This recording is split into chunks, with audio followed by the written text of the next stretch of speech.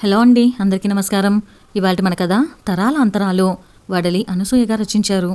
చేతికర్రతో చిన్నగా అడుగులు వేసుకుంటూ ఇరుపక్కలా ఉన్న పచ్చటి పొలాలను చూసుకుంటూ తృప్తిగా చల్లగాలిని పీలుస్తూ హాయిగా నడుస్తున్నాడు దివాకర్. వయసు 70 పై మాటే. ఇద్దరు మనుషులు ఎదురుగా వస్తున్నారు. చేతిలో గడ్డి మోపుతో మోపు కిందకి దింపి ఇద్దరూ దండం పెట్టారు. వద్దు అన్నట్టుగా చెయ్యూపి వారిని చిరునవ్వుతో పలకరించి ముందుకు సాగాడు.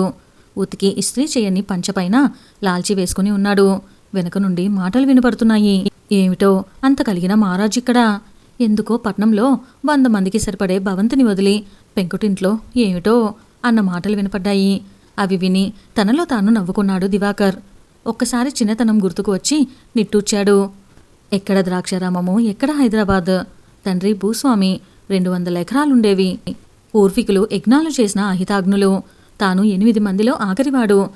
తండ్రికి అచ్చిరాదని ఎవరో చెప్పడం వలన డాబా ఇంట్లో కాక ముందు తాటాకుల ఇంట్లో, తర్వాత పెంకుటింటికి మారాడు. పెద్ద స్థలం, మధ్యలో పెంకుటిల్లు, చుట్టూ చెట్లు, వేప చెట్లు, తుమ్మ చెట్లు లాంటి పెద్ద పెద్ద వృక్షాలు, జామ, సీతాఫలాలు, మామిడి చెట్లు. పూల మొక్కలకు లెక్కలేదు. పాలేర్లు అన్నీ చూసుకునేవారు. నీళ్లు తీసుకురావడం దగ్గర నుండి. కొనడం అంటే ఏమిటో తెలీదు. ఇల్లు ఒక దివానంలా ఉండేది. అమ్మని తలుచుకున్నప్పుడల్లా ఇప్పటికీ కన్నీళ్ళు వస్తాయి.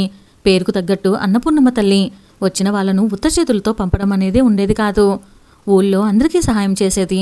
పాలు పెరుగుకి దేనికి తడుముకోనక్కర్లేకుండా ఉండేది. వారాలబ్బాయిలు ఒక 5-6 అందరినీ సమానంగా చూసేది.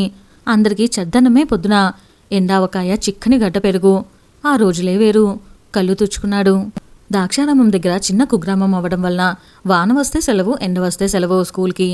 Middle school. పెద్దవాళ్ళు 4 ఆడపిల్లలవడం వలన ముందు వాళ్ళకి పెళ్ళిళ్ళైపోయాయి. పెళ్ళిళ్ళకే సొగం పొలం హారతి కర్పూరమైంది.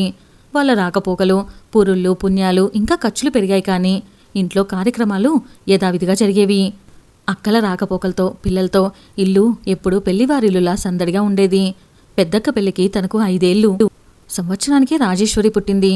అందరూ నీకు పెళ్ళాం పుట్టిండ్రోయ్ అని హాస్యాలాడేవారు. అప్పట్లో అలాంటి మాట్లాడటం తప్పుగా ఉండేది కాదు. అందరితో తోటలంట, దొడ్లంట ఆడుకుంటున్నప్పుడు రాజేశ్వరి మీదే దృష్టుండేది. రాజేశ్వరి కూడా అలాగే ఉండేది. ఎప్పుడూ తన వెంటే. అందుకే ఇప్పటికీ మావయ్య అని పిలుస్తుంది. చిన్నప్పటి నుండి కలిసి తిరగడం వలన తన కష్టసుఖాలు అర్థం చేసుకుని ప్రవర్తిస్తుంది. ఇప్పటికీ అంతే. అన్నల చదువులయ్యి తన దగ్గరకు వచ్చేటప్పటికి 5 ఎకరాలు మిగిలింది. అన్నలు మంచి మంచి చదువులతో, మంచి ఉద్యోగాలతో స్థిరపడ్డారు. తాను మటుకు పరిస్థితులను గమనించి అగ్రికల్చరల్ BScతో సరిపెట్టుకున్నాడు తండ్రికి సహాయం చేయటానికి. తండ్రి అందరినీ పిలిచి అదే చెప్పాడు. మీ అందరికీ నేను ఇవ్వగలిగిన ఆస్తి చదువు మాత్రమే, ఇంకేమీ ఇవ్వలేకపోయాను అని కళ్ళనీళ్లు పెట్టుకున్నాడు. అందరూ అన్నది ఒకటే, నాన్నగారు మీరు మాకు విలువైన విద్య ఇచ్చారు. మీరిద్దరూ మా దగ్గరకు వచ్చేయండి. ఆ 2 ఎకరాల పొలం తమ్ముడు చూసుకుంటాడు అని. కానీ తండ్రి, నన్ను కన్నతల్లి ఈ ఊరే, చంటాడి దగ్గరే ఉంటాము అని దృఢంగా అన్నాడు. అలా తాను ఆ 2 ఎకరాలు చూసుకుంటూ అక్కడే ఉండిపోయాడు. చిన్న ఊరే కాబట్టి అందరూ చేదోడువాడోడుగా ఉండేవారు. 2 ఎకరాల్లోనే బంగారం పండించి మంచి పేరు తెచ్చుకున్నాడు. పెళ్లి విషయంలో రాజేశ్వరి తనను తప్ప ఎవరినీ పెళ్లి చేసుకోనని మొండికేసింది. ఆస్తి లేదని అక్కాబావ తగ్గినా రాజేశ్వరి తగ్గలేదు. రాజేశ్వరితో పెళ్ళయ్యాక జీవితం కొత్త మలుపు తిరిగింది. రాజేశ్వరి తను కూడా పెళ్ళైన దగ్గర నుండి కష్టపడాల్సి వచ్చింది. అన్నపూర్ణమ్మ లాంటి అమ్మ దిగులుపడి వంటికి తెచ్చుకుంది. అక్కల రాకపోకలు తగ్గిపోయాయి. అన్నయ్యల నిరాదరణ ఆమెను బాగా కలిసివేశాయి. ఫలితం మనోవేదన, అనారోగ్యం, ఇంటి భారం, వంట భారం రాజేశ్వరి మీద పడ్డాయి. అయినా కూడా అలవాటైన చోట మనుషుల పద్ధతులు తెలుసు కాబట్టి అన్నీ ఓపికగా చేసేది. కానీ అమ్మ ఎక్కువ రోజులు ఉండలేదు. తన పెళ్ళైన సంవత్సరానికి వెళ్ళిపోయింది. అమ్మని వదల్లేక కాబోలు నాన్నగారు 3 నెలలకి వెళ్ళిపోయారు. ఊరంతా అండగా నిలబడింది. కానీ అండగా నిలబడాల్సిన వాళ్ళు చుట్టం చూపుగా వచ్చి ఎవరు దారిన వాళ్ళు వెళ్ళిపోయారు. ఖర్చు అంతా తానే పెట్టాడు. ఇంకొక ఎకరం మిగిలింది. రాజేశ్వరితో ఆలోచించాడు. హైదరాబాద్ వెళ్ళి ఏమైనా చేసుకుందామంది. తన నగలు అమ్మటానికి కూడా వెనకాడలేదు. తనకి గత్యంతరం లేకపోయింది. హైదరాబాద్లో తన ఫ్రెండ్ ఉన్నాడు. వాడిని అడిగి ఏదైనా చేయవచ్చు అనుకున్నాడు. ఇంకో ప్రస్థానం మొదలైంది. హైదరాబాద్ చేరుకొని ఫ్రెండ్ ఇంటికి వెళ్ళాడు. చిక్కడపల్లిలో ఉంది వాడిల్లు. అప్పటికి ఇంకా ఫ్లాట్ కల్చర్ రాలేదు. వాడిది డాబా ఇల్లు. ముందు ఇల్లు చూసుకొని అప్పుడు ఆలోచించమన్నాడు స్నేహితుడు. ఇద్దరూ 2 రోజులు ఆలోచించి వాళ్ళింటి డాబా మీద 2 గదుల షెడ్ వేయించి అందులో ఉండవచ్చన్నాడు. అంతే. అన్ని పనులు చకచకా జరిగాయి. భారమైన మనసుతో కన్నతల్లి లాంటి ఊరుని విడిచి భార్యతో హైదరాబాద్ చేరాడు.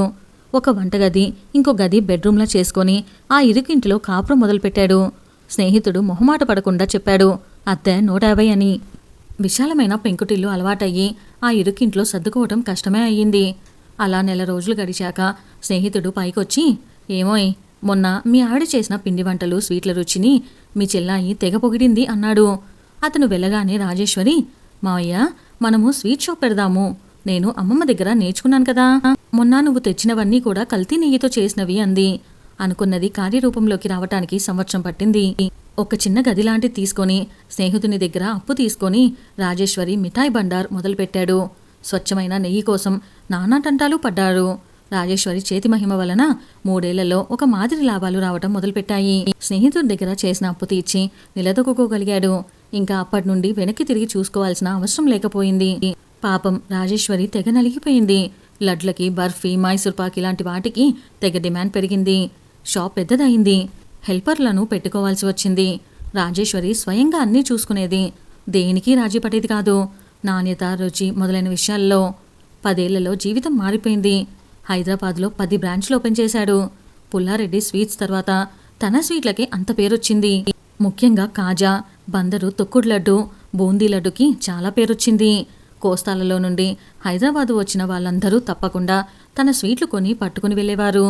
తర్వాత మెల్లగా ఆంధ్ర, చెన్నై, బొంబాయి, ఢిల్లీ అన్ని చోట్లకు పాకిపోయింది. పట్టిందల్లా బంగారమైంది. 3 పిల్లలు పుట్టారు. ఆలన పాలన అంతా రాజేశ్వరిదే అయ్యింది. భోగభాగ్యాలతో పెరగటము పిల్లలకి అలవాటైపోయింది. పేరున్న స్కూళ్లల్లో, కాలేజీలో చదివినా అత్తసరు మార్కులతో పాస్ అవ్వడం, ఫలితం చదువును కొనడం అయిపోయింది. తర్వాత పెద్దోడు అమెరికా, అమ్మాయి ఆస్ట్రేలియా, ఆఖరివాడు ఇంగ్లాండ్ వెళ్ళి అక్కడ చదువుకున్నారు. ఆశ్చర్యం ఏమిటంటే ఇక్కడ సరిగ్గా చదవని వారు అక్కడ బాగానే చదివి ఉద్యోగాలలో స్థిరపడ్డారు. పెళ్లిళ్లు మాత్రం తాము చూసి ఎంపిక చేసిన వాళ్ళనే చేసుకున్నారు. పిల్లా పాపలతో బాగానే ఉన్నారు. బహుశా అక్కడికి వెళ్ళాక అక్కడ పరిస్థితులకు, కష్ట నష్టాలకు అలవాటు పడి ఉంటారు. తను, రాజేశ్వరి కూడా ఆ 3 దేశాలు వెళ్లారు. ఆ మోజు కూడా తీరిపోయింది. మాల్స్లో కూడా రెస్టారెంట్ వ్యాపారం తోడైంది. అన్ని పుణ్యక్షేత్రాల దర్శనం రాజేశ్వరి బలవంతం మీద అయిపోయింది. మెల్లగా వృద్ధాప్యం మొదలైంది. 2 భుజకీర్తులు వచ్చేశాయి, బీపీ, షుగరును. ఒకసారి ఏదో బిజీగా ఉన్నప్పుడు ఫోన్ వచ్చింది రాజేశ్వరి దగ్గర నుండి. అర్జెంటుగా రమ్మని. టైం చూస్తే 7:30 అయింది. తను ఈ టైంలో ఎప్పుడూ ఫోన్ చేయదు. ఆదుర్దగా వెళ్ళాడు ఇంటికి. 2 కిలోమీటర్ల దూరం 200 కిలోమీటర్లలా అనిపించింది. అరగంట పట్టింది ఇంటికి వెళ్ళటానికి. గేటు దగ్గరకు వెళ్తున్నప్పుడు ఆశ్చర్యపోయాడు. ఇల్లు, గార్డెన్ మొత్తం లైట్ల కాంతితో వెలుగుతుంది. అందరూ తెలిసిన వాళ్లే. ఒక 100 మంది. అందరూ శుభాకాంక్షలు చెప్పి బొకేలిస్తున్నారు. అయోమయంగా ఇంట్లోకి అడుగుపెట్టాడు. ఎదురుగా రాజేశ్వరి వెంకటగిరి చీర కట్టుకుని సింపుల్గా, మెడలో పెళ్లినాటి నెక్లెస్, చీరకు మ్యాచ్ అయ్యేలాగా, చేతులకు గాజులు వేసుకుంది. చాలా సాదాసీదాగా ఉంది. మావయ్య, వచ్చావా? స్నానం చేసి తొందరగా రా. నీ బట్టలు అక్కడ పెట్టాను అంది. అయోమయంగానే అన్నీ చేసి బట్టలు చూశాను. ఒక పంచ, ఒక కాటన్ లాల్చీ ఉంది. అందరూ వెళ్ళిపోయాక నౌకర్లు చకచకా క్లీన్ చేశారు. అంతా అయ్యాక అడిగాడు, ఎందుకు ఈ పార్టీ అని.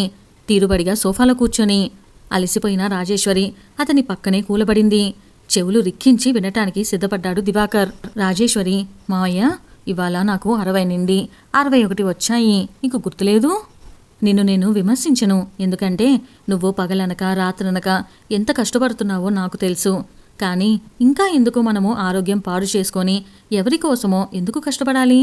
పిల్లలు వాళ్ళ దోవన వాళ్ళున్నారు. వాళ్ళకి మన డబ్బు అవసరమూ లేదు. ఇంకా గట్టిగా చెప్పాలంటే మన అవసరమూ లేదు. పూర్వము రాజులు వాళ్ళ రాజ్యాన్ని పిల్లలకు అప్పగించి వానప్రస్థానానికి అడవులకు వెళ్ళేవారట. మనము అడవులకు వెళ్ళక్కర్లేదు, కానీ మన పల్లెటూరికి వెళ్ళిపోదాము. సంపాదించింది చాలు. ఇకనైనా నువ్వు నా కోసం, నేను నీ కోసం బతకాలి. మనముంటే మహా ఇంకో 10 ఏళ్ళుంటాము. ఈ 10 ఏళ్ళైనా హ్యాపీగా గడుపుదాము. ఆలోచించు, నాకు నిద్ర వస్తుంది అని లేచి వెళ్ళింది పడుకోవటానికి. అలాగే దివాకర్ ఆ సోఫాలోనే కూర్చొని దీర్ఘ ఆలోచనలో పడిపోయాడు. రాజేశ్వరి చెప్పింది అక్షరాల నిజమో. అలాగే కూర్చొని టీవీ ఛానల్స్ తిప్పుతుంటే సినిమా మొదలైంది. సినిమా ఆపేద్దాము అనుకున్నవాడే చివరి వరకు చూశాడు. పచార్లు చేయటం మొదలుపెట్టాడు. తనకు 67 ఏళ్ళు, రాజేశ్వరికి 61. ఇంకా చాలు అనిపించింది. హాల్ అంతా చక్కని పూల పరిమళం రావటం అప్పుడు గమనించాడు. హాలుకి ఆనుకొని ఉన్న రూంలో పూల బొకేలు అన్నీ పెట్టారు. వెళ్ళి చూశాడు. ఏముంది, రేపు పొద్దున వాటిని అవతల పారేస్తారు అని అనుకున్నాడు. సినిమా, రాజేశ్వరి చెప్పిన మాటలు అతని మీద బాగా పనిచేశాయి. రాత్రంతా ఆలోచించాడు. పొద్దున్నే లేచి తను అనుకున్న ప్లాను అమలు చేయడం మొదలుపెట్టాడు. అంతా పూర్తిగా అమలు చేసేటప్పటికి 6 నెలలు పట్టింది. భార్య సహకారం పూర్తిగా ఇచ్చింది. ఆస్తిలో సగభాగం పిల్లలకు ఒక్కొక్కరికి 300 కోట్లు పోగా 100 కోట్లు మిగిలింది. 50 కోట్లు తనను నమ్ముకున్న వారికి ఓల్డేజ్ హోమ్స్, 25 కోట్లు తిరుపతి వెంకన్నకు అర్పించగా 25 కోట్లుంచాడు. తమ తదనంతరం దేవాలయాల ఉద్ధరణకు సమర్పించాలని అనుకున్నాడు. పిల్లలు ఇట్స్ ఓకే డాడ్ అన్నారు. అంతేగాని డాడీ మీరెలా ఉంటారు, మా హెల్ప్ కావాలా అని కూడా అడగలేదు. విరక్తిగా నవ్వుకున్నాడు. వీళ్ళ గురించా తాను ఇన్ని రోజులు తాపత్రయపడ్డానని అనుకున్నాడు. ఇంకా శేష జీవితం మారుమూల వానప్రస్థంలో గడపాలని, ఎవరితో సంబంధం లేకుండా పిల్లలతో సహా అని అనుకున్నాడు. ఎక్కడా అని ఆలోచన మొదలుపెట్టాడు. భార్యను సంప్రదించాడు. ఊరు వచ్చాక వాళ్ళ దినచర్య మారింది. ఒక వంట మనిషిని పెట్టుకున్నారు. వాళ్ళింట్లోనే ఉండేలా పెట్టుకున్నారు. చిన్న అవుట్ హౌస్ కట్టించారు. ఆవిడ 4:30కి వచ్చి కాఫీ కలిపి ఇస్తుంది.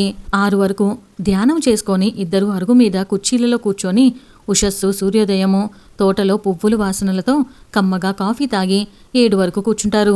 ఎదురుగా పచ్చటి పొలాలు, కొండలు కనిపిస్తూ ఉంటాయి. 8ంటికి స్నానం, 9 వరకు పూజ, తర్వాత టిఫిన్. అప్పుడు దివాకర్ ఇంటికి దగ్గరలోనే ఉన్న పొలం, ఇంకొంచెం దూరంలోనే ఉన్న దాక్షారామ ఆలయానికి వెళ్లి దర్శనం చేసుకొని కాసేపు ప్రశాంతంగా కూర్చుంటారు. ఇంటికి వచ్చి కాసేపు విశ్రాంతి తీసుకొని 1 గంటకు భోజనము. ఇద్దరూ కలిసి 3 వరకు నిద్రపోయి 3 నుండి 5 వరకు రామాయణాదులు రాజేశ్వరికి వినిపించడము. సాయంత్రం 5 నుండి 6 వరకు వెనుక తోటలో వాకింగ్. ఏదైనా కొత్తగా కాయో పండో పువ్వో కానీ వచ్చేటప్పటికి ఆమె ఆనందానికి హద్దుండేది కాదు. మావయ్య ఇటు చూడు అని చెయ్యి పట్టుకొని తీసుకువెళ్ళి చూపించేది. రోజు అనేది అమ్మమ్మ తాతయ్య ఉంటే ఎంత సంతోషించేవారో అని. పక్షుల కిలకిలలు పొద్దున సాయంత్రము వినటం అలవాటైపోయింది. 7ంటికి వంటావిడ చేసిన చపాతీలు అరుగు మీద కూర్చొని పౌర్ణమి రోజులైతే వెన్నెలను చూస్తూ నిశ్శబ్దాన్ని అనుభవిస్తూ తినేవారు. 9 వరకు పుస్తక పఠనము లేక పాత పాటలు వింటూ కూర్చునేవారు. అలా దినచర్య సాగిపోయింది 2 ఏళ్ళు. బయట ప్రపంచంతో సంబంధం లేకుండా. ఒకరోజు కాఫీ తాగుతుంటే పొద్దున 3 కార్లు వచ్చి ఆగాయి ఇంటి ముందు. కాఫీ తాగుతున్న ఇద్దరూ ఆశ్చర్యపడ్డారు. ఎవరా అని. కార్లో నుండి దిగుతున్న వాళ్ళని చూసి ఆశ్చర్యపోయారు, ఆనందపడ్డారు. కొడుకులు, కోడళ్ళు, కూతురు, అల్లుడు, మనవళ్ళు, మనవరాళ్ళు. కూతురు రాధిక వాళ్ళ అమ్మను చుట్టుకొని బావురమంది. ఎందుకమ్మా, మేం బానే ఉన్నాం కదా అంది రాజేశ్వరి. 40 దాటిన రాధిక వెక్కుతూ మీరెక్కడున్నారో తెలియక ఎన్ని రోజులైందో, సరిగ్గా నిద్రపట్టక మన వాళ్లను ఎవరినడిగినా సమాధానం సరిగ్గా చెప్పలేదు. ఆఖరికి అన్నయ్య నాన్న క్లోజ్ ఫ్రెండ్ని పట్టుకుంటే మొదట ఏమీ తెలియదన్నాడు. తర్వాత కాకినాడ ఏదో పల్లెటూరులో సెటిల్ అయ్యారని చెప్పారు అన్నయ్యకు. చాలా రోజులకు గుర్తొచ్చిందంట వాడి చిన్నప్పుడు ద్రాక్షారామం గురించి చెప్పడము. నాన్న చెప్తూ ఉండేవాడు కదా, ఇక్కడ ఉంటారని మేము అనుకున్నాము. మెల్లగా పిల్లల సెలవులు అన్నీ చూసుకొని అందరం కూడబలుక్కొని మొత్తానికి బయలుదేరి వచ్చాము అంది. మొత్తానికి అందరూ సెటిల్ అయ్యేటప్పటికి 1 వారం పట్టింది. అందరూ ఇల్లు చూసి ఆశ్చర్యపోయారు.